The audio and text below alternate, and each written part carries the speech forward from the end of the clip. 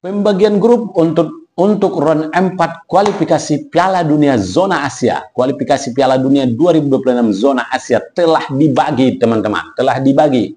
Kita tahu sendiri, grup A, tuan rumahnya adalah Qatar, kemudian ada Uni Emirat Arab, dan ada Oman.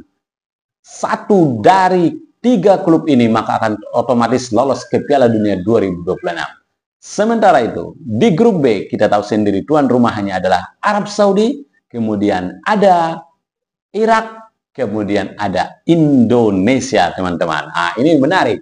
Ini kita membahas grup B ini saja dulu. Grup B ini sebenarnya sudah sama-sama jumpa, teman-teman. Sudah sama-sama jumpa.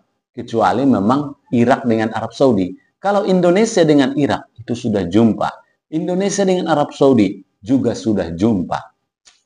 Kita tahu sendiri, masih jelas di ingatan kita bagaimana di round 2 saat Indonesia satu grup dengan Irak.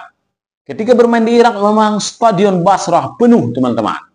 Dan Indonesia kalah saat itu dengan skor yang sangat telak, yaitu 5-1, kawan-kawan, 5-1. Nah, sementara itu saat leg kedua berjumpa di Jakarta, itu Indonesia kalah 2-0 juga kalau tidak salah, teman-teman ya. Kalah 2-0. Tetapi yang menjadi catatan, pemain yang turun saat itu dengan round 3 saja sudah banyak perbedaan. Mulai dari JIZ yang belum ikut saat kalah di Irak.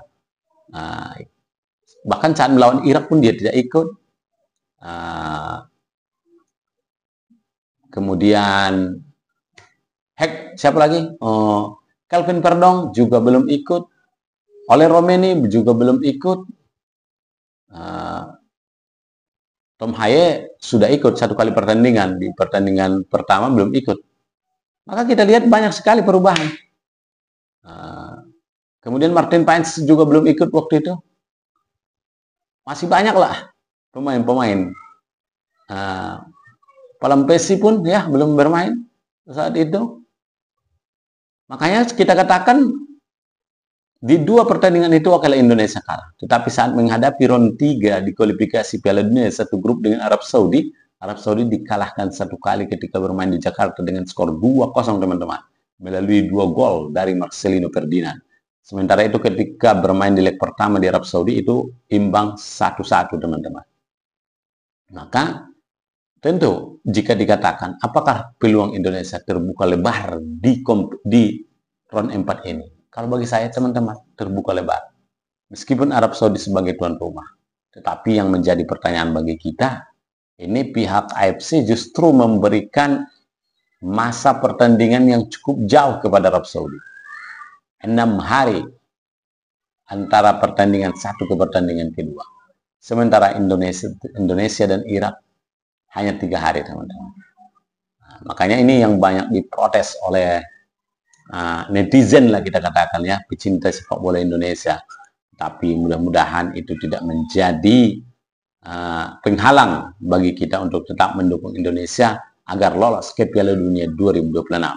Apalagi manajer Sumarji juga optimis Indonesia akan melewati round 4 dan lolos ke Piala Dunia. Ya, kita doakan, teman-teman. Karena bagaimanapun tim Indonesia sudah jauh ke round 4 dan lawan yang dilawan juga sudah sering jumpa.